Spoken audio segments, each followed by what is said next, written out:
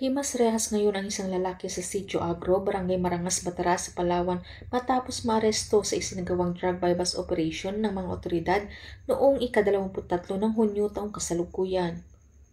Ang suspek ay kinilalang si alias Dodoy, 27 anyos, may asawa at residente rin ng naturang lugar.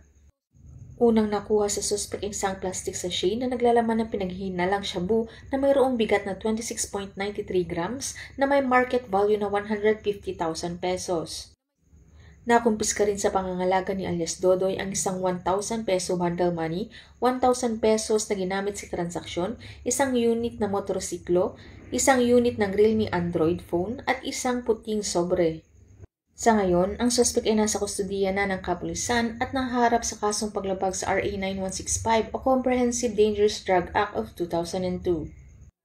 Ang kapulisan, mamamayan at iba't ibang ahensya ay patuloy sa mandato sa paglaban sa iligal na droga at anumang uri ng kriminalidad para sa pagpapanatili ng maayos at ligtas na bagong Pilipinas.